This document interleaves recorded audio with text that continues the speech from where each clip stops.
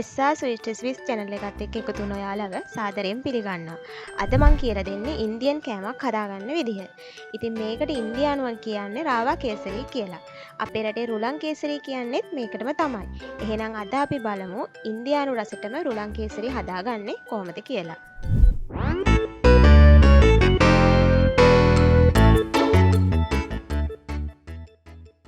මේ වගේ තවත් වීඩියෝ දැමුම් සෙලින් ඔයාලා ළඟටම ගෙන්න ගන්න මගේ channel එක subscribe කරන්න.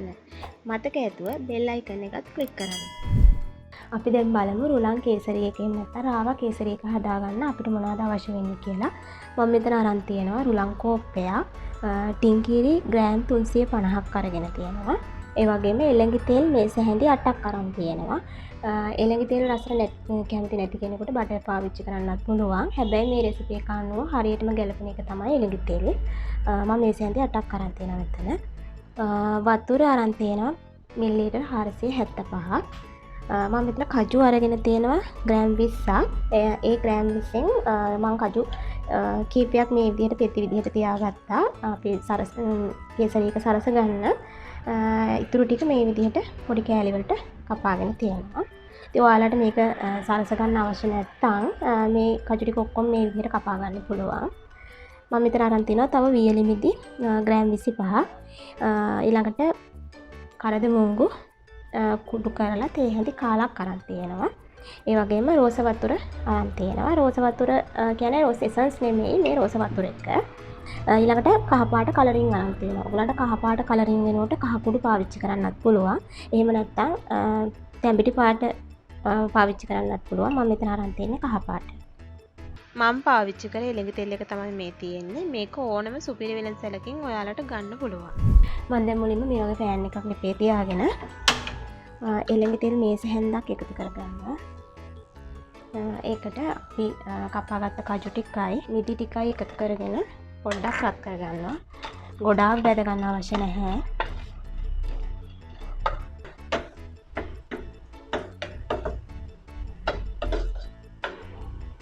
හරි මම දැන් මේක භාජනයකට අයින් කරගන්නවා.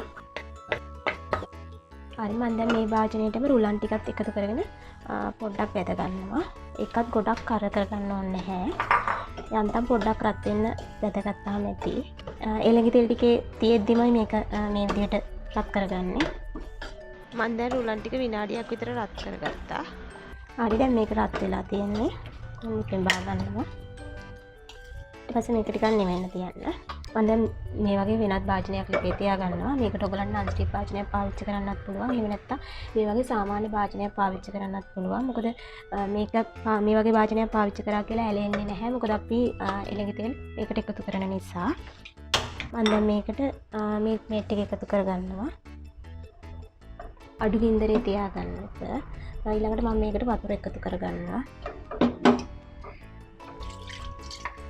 වතුර මිලිලීටර් 475ක් එකතු කරගන්නවා.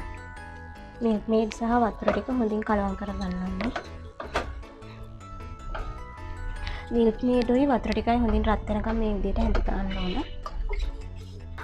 විනාඩි 3ක් විතර හැඳි ගෑවට පස්සේ මම මේ විදිහට බැදගත්ත රුලන් ටික මේකට එකතු කරගන්නවා.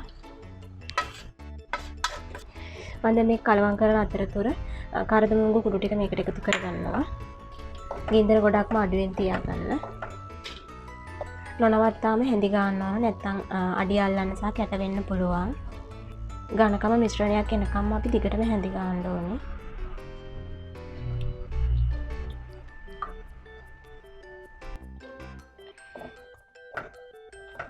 හරි මම දැන් මේකට අපි බැදගත්ත කජු ටික කජු සහ මිදි ටික එකතු කරගන්නවා. ඊළඟට එළඟි තෙල් මේස හැඳි දෙකකුත් එකතු කරගන්නවා.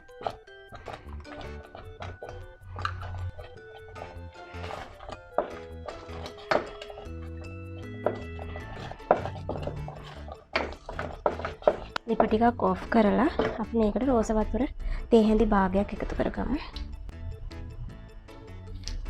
ඊළඟට මම මේකට කලරින් එකතු කරගන්නවා. ඔයගලන්ට අවශ්‍ය ප්‍රමාණයට කලරින් එකතු කරගන්න පුළුවන්. එහෙම නැත්නම් කහ කුඩු එකතු කරගන්නත් පුළුවන්.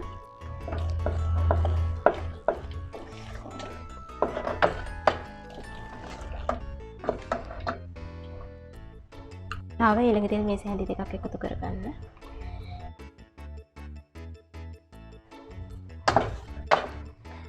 ආයෙත් ලිප ඔන් කරගෙන අඩු ගින්දරේම තියාගන්න.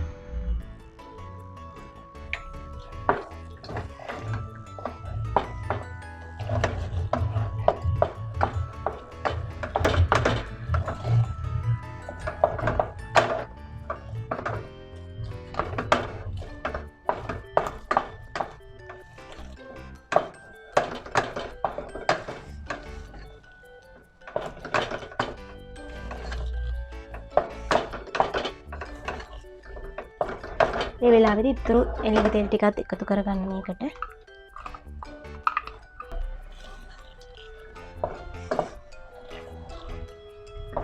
හරි මේ මිශ්‍රණය දැන් මේක ගුලියක් වගේ එනකොට අපිට ලිපෙන් බා ගන්න පුළුවන්.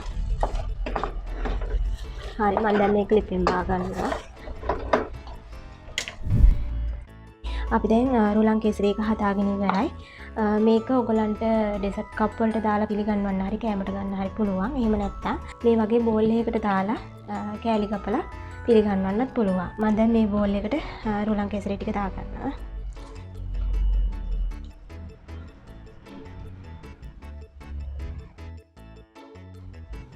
මේකට මේ වගේ බෝල් එකක් එහෙම නැත්නම් ඕගලන්ට කේක් තැටියක් එහෙම නැත්නම් ඕනම භාජනයක් පාවිච්චි කරන්න පුළුවන්. මේ වගේ ඔයාලට අවශ්‍ය විදිහට උසේ ප්‍රමාණයට මේක තුනී කරගන්න පුළුවන්. හරි මේක දැන් නිවෙන්න තියලා ඊට පස්සේ කෑලි කපා ගන්න පුළුවන්. එහෙම නැත්නම් ඉක්මනින්ම ගන්න අවශ්‍ය නම් ෆ්‍රිජ් එකේ තියලා ඉවර වෙලා ගන්නත් පුළුවන්.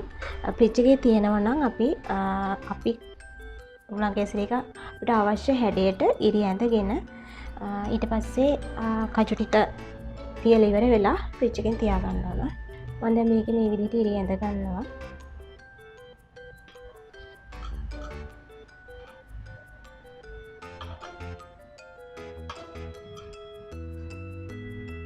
ඔයගලන්ට අවශ්‍ය විදිහට කජු වලින් සරසගෙන කජු මේකට මේ විදිහට තියලා තද කරගන්න ඕනේ.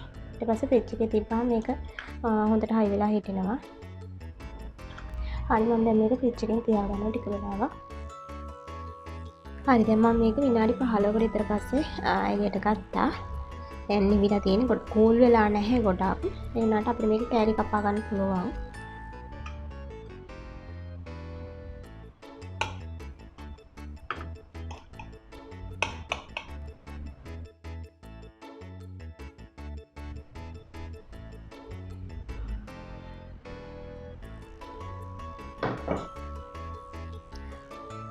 මේ තියෙන මේ විදිහට කෑලි කැපුවට පස්සේ ඉතින් මේ වගේ ලස්සනට ඔයාලට පුළුවන් සමුත් එක්ක ආවම පිළිගන්වන්න.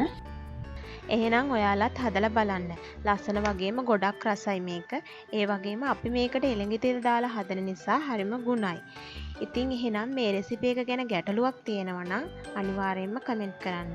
ඒ වගේම මේ වීඩියෝ එක හොඳයි නම් ලයික් එකක් දාන්නත් අමතක කරන්න එපා. එහෙනම් ඔයාලට සුබ දවසක්.